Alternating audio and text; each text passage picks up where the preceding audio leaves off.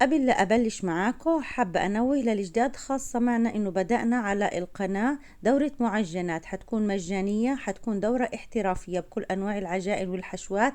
بدأنا الحلقة الماضية في أول وصفة، كانت هاي الوصفة. إن شاء الله رب العالمين راح أترك لكم إياها بصندوق الوصف.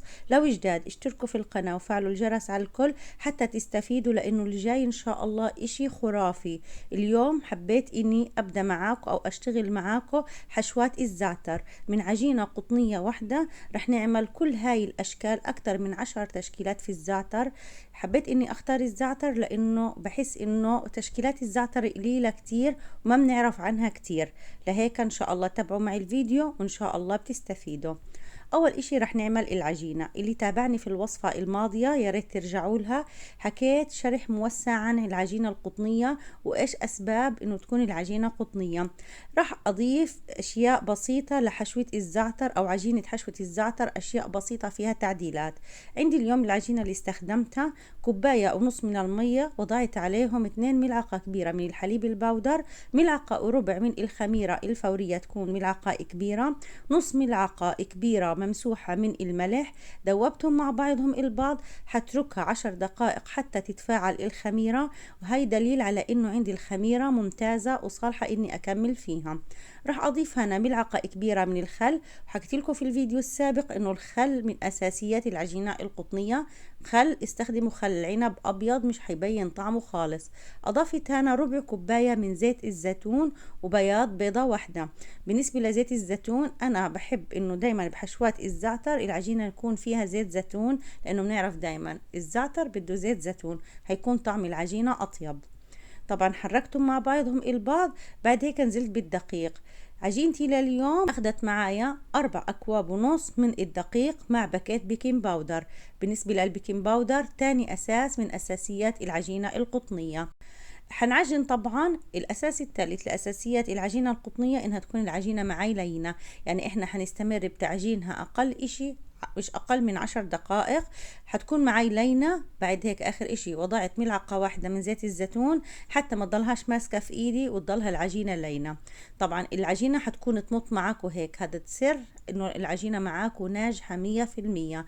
مطة العجينة هاي هالدليل على نجاح العجينة وانها بتكون لينة. شايفينها كيف بتمسك في الايد، ما فيش اي مشكلة. طبعا راح نغلفها بنايلون الطعام، اتركها نص ساعة حتى تختمر، مش هتركها ساعة مثل الحلقة الماضية. انا هنا بورجيكم اكتر من بديل. في هاي الفترة رح نجهز الحشوة أنا اليوم قررت إني أستخدم لكم الزعتر مثل ما حكيت لكم، وضعت زعتر وعليه زيت زيتون. هنا مش هنخلي الزعتر يكون طري كتير بزيت الزيتون، لا حيكون شوي ماسك حاله حتى ما يطلع ويسيح في الصينية عندي لما أحشيه. بالنسبة لصفار البيضة وضعت له هنا ملعقة واحدة من الماء، ما وضعت حليب. لأورجيكم الاختيارات التانية. لو مش متوفر عندكم حليب فيكم توضعوا ملعقة واحدة من المية، لكن الحليب مع صفار البيضة راح يعطيكم نتيجة أروع.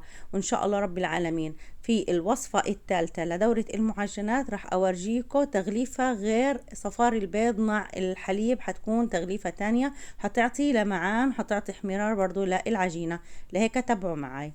طبعا العجينة عندي هنبعد نص ساعة، كانت عندي مختمرة نص اختمار. قطعتها، مش هقطعها اليوم بشكل متساوي لاني حبيت اعمل لكم تشكيلات واسعة من حشوات الزعتر. كلنا دايما مألوف عندنا مناقيش الزعتر، حشوة او اتنين فقط او تشكيلة او اتنين من الزعتر. اليوم حبيت اعمل لكم اكتر من 10 تشكيلات في نفس العجينة للزعتر. طبعا قطعتها، اشي حقطعه قطع كبيرة، واشي حخليه قطع صغيرة، واشي حخليه قطع متوسطة حسب ما حتشوفوا معي. طبعا انا هنا استخدمت قطاعة الكيك، بتعطيكم طبعا نتيجة افضل في التقطيع، بتكون اسهل. لو مش متوفرة استخدموا السكينة، ما فيش اي مشكلة. طبعا انا هنا بدأت في اول قطعة، هي القطعة الكبيرة خالص، يعني انا قسمتها في الاول 4 اقسام، قسم سيبته مثل ما هو، هذا هو القسم الكبير. هنا انا طبعا وضعت دقيق لانه العجينة حكيت لكم العجينة معايا شوية طرية، فوضعت الدقيق حتى يساعدني في رق العجينة. رقيتها بهذا الشكل، على شكل يكون مستطيل اكتر ما يكون مربع. هحشيها نص حشوة بالزعتر، ما يكون اهم اشي الزعتر عندكم تقيل شوي، ما يكون طري حتى ما يطلع من العجينة. حتنيها، حترككم مع طريقة التشكيل اكتر ما احكي حتى تشوفوا طريقة التشكيل لكل تشكيلة رح نعملها. اهم اشي انا هنا تخلصت من الجوانب حتى تعطيني في اللفة تشكيلة للزعتر تبين معايا. بتحاولوا هنا قدر المستطاع انها تكون القطع معاكم متساوية مثل ما انا عم بعمل. حاولوا يا جماعة ما تتخلصوا كتير من طبعا من شرائح العجينة من الجوانب، حتى طبعا ما نسرفش وحرام ان نكب اي اشي من العجينة.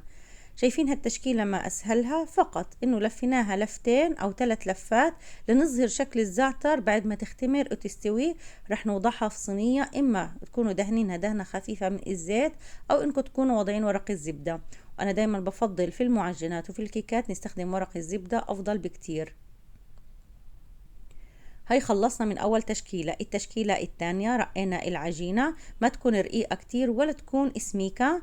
طبعا هنا دهنتها كامل بالزعتر، حتكون هاي القطعة، هاي من القطع المتوسطة الحجم مش القطع كمان الصغيرة. حلفها على شكل رول كيف منلف رول السينابون.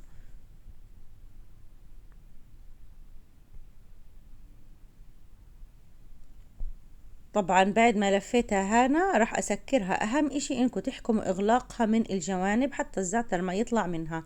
بالنسبة لهي التشكيلات فيكم انكم تستخدموها لحشوة الزعتر او اي حشوة مالحة او حلوة تكون حشوتها ناعمة. ايش يعني ناعمة؟ يعني ما يكون فيها قطع مثل البيتزا. حشوة البيتزا، حشوة البيتزا ما راح تزبط في هاي طبعا التشكيلة، لانه حشوة البيتزا فيها اكتر من اشي، فيها فليفلة وفيها فطر، فيها اشياء كتيرة، فيها نعناع، فما بتزبط. لكن اي حشوة تكون ناعمة مثل اللبنة مثل الجبنة مثل الزعتر مثل الكاسترد مثل الشوكو فيكم انكم تستخدموها.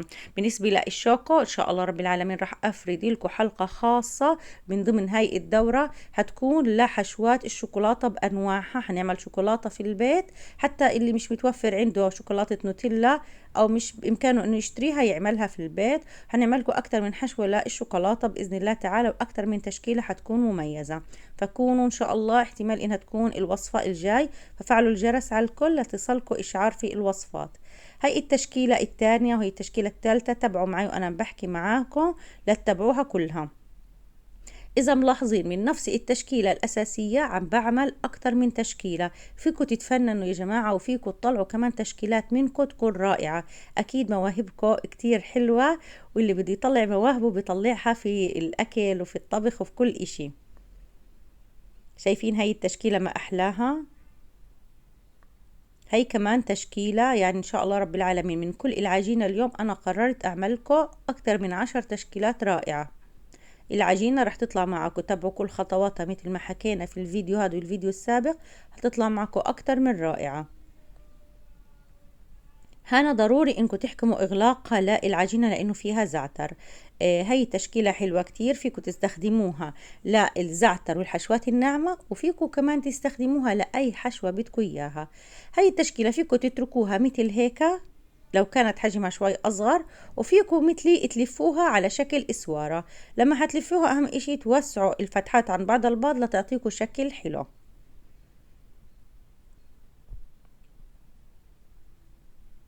شايفينها ما شاء الله ما أحلاها. التشكيلة اللي بعدها طبعا أنا اليوم مثل ما حكيت لكم كله بالزعتر. فيكم تضيفوا مع الزعتر لبنة أو جبنة تكون خفيفة الملح، تدهنوهم أو تخلطوا الزعتر مع الجبنة وتحشوها، برضو بتعطي طعم طيب. لو تعرفوا الساعة كم عندي وأنا عم بشتغل لكم اليوم بهاي الوصفة، عندي الساعة الحين 12 في الليل، كل البيت نايم، ما كنت عارفة أنام، فحبيت إني أعمل لكم إياها في نص الليل، يعني هاي زي نحكي وصفة آخر الليل. هاي التشكيلة حلوة كتير، أنا من التشكيلات اللي كتير بحبها. شايفين جدلة وتركتها لا لفيتها ولا إشي، بس بدكم تلاحظوا وتراعوا إنه العجينة تكون شوي أسمك حتى تعطيكم لفات أكتر في هاي الوصفة اللي ورجيتكم إياها، أو هاي التشكيلة اللي ورجيتكم إياها. إذا لاحظتوا كلها كبداية الأساس واحد، كلها تجديلة، لكن التجديلة أنا عملت منها أكتر من شكل، وفيكم كمان تطلعوا أشكال مضاعفة للأشكال اللي أنا كمان طلعتها.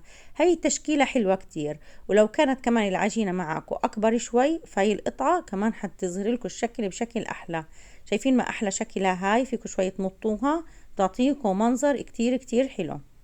شاء الله رب العالمين كمان بوصفة الشوكولاتة راح أعلمكم تشكيلات فيكم إنكم تستفيدوا منها. برضو الحشوات الزعتر والأجبان كتير كتير حتكون حلوة، لكن ما حبيت اليوم كل التشكيلات أنزل لكم إياها حتى نعمل منها ونغير في حشوات الشوكولاتة ونعمل لكم إشي جديد. هاي كمان تشكيلة، إذا شفتوا نفس التشكيلة اللي عملناها بالإسوارة على شكل إسوارة، لكن خلينا هنا على شكل هلال. هاي التشكيلة إذا شايفينها فيكو إنكم ما تستخدموها لأي حشوة، يعني تخلوها فاضية من جوا، فقط تدهنوها دهنة زبدة حتى العجينة ما تطلع معكم عجنة من الداخل. طبعا هان ما بينفع نحط زبدة لأنه احنا حاطين زيت أصلا مع الزعتر، لكن لو حتخلوها فاضية فيكو إنكم فقط تدهنوها بالزبدة وبس، وتلفوها هاي اللفة على شكل مائل. بعد هيك تعملوها مثل الإسوارة، افتحوا بين هاي الفتحات لتعطيكم شكل حلو بعد ما تخمر. طبعا العجينة بعد ما تخمر، لأنه احنا هان عنا إياها نص اختمار، هتطلع كمان أحلى بكتير. شايفينها آخر طبعا قطعة معايا. هاي العجينة تقريبا عملت لي 11 قطعة. آخر قطعة برضو لفيتها بهذا الشكل، راح أقطعها من النص. هاي التقطيعة من النص كل ما كانت رولات أكتر أعطتك من جوا توريقة أحلى. برضو رح نعمل جدلة. لو كانت العجينة معاكي أسمك من هيك أو الرول طلعت أكبر، فيكم إنكم تقسموها ل3 أقسام، تعملوها جدلة من 3 شرائح. برضو رح نعملها نفس الطريقة اللي عملتها أنا. هاي بحبها كتير التشكيلة، كتير كتير حلوة. مطيها أهم إشي حنوضعهم في الصينية، بالنسبة للصينية يكون في مسافات بينهم لأنه لسه رح يختمروا. هنا رح أغطيهم، رح أتركهم كمان نص ساعة تقريبا أو 3 ساعة حسب حرارة الجو. بعد ال3 ساعة أنا تركتهم 3 ساعة لأنه الدنيا ليل ومستعجلة أنا. حندهنهم في الخليط البيض اللي احنا عملناه، صفار البيض. طبعا ادهنوهم حتى يعطيكم اللون الذهبي. واخر اشي مثل ما حكينا في الوصفة الماضية، لما تخلوهم يحمروا من وجههم اوضعوا زبدة، امسحوا زبدة على وجه كل قطعة حتى تعطيكي اللمعة الحلوة مع اللون الذهبي. وهي شكلهم النهائي. ما شاء الله العجينة مثل ما وعدتكم عجينة قطنية رائعة رائعة رائعة، قد ما احكي لكم رائعة. هالعجينة استخدموها اساس لكل انواع المعجنات، وادعوني حتى لو حتفتحوا مشروع من بيتكم. هاي العجينة ان شاء الله انا بحكي لكم حتنافس اشهر المطاعم الموجودة عندنا. لو لقيت تفاعل على هاي الوصفات بوعدكم ان شاء الله بعد دورة المعجنات حتنزل لكم دورة كيك احترافية لتبدوا برضو مشروع بالكيك من البيت. لهيك اشتركوا في القناة وفعلوا الجرس على الكل، شاركوا هالوصفات لأحبابكم. أهلا وسهلا فيكم جميعا.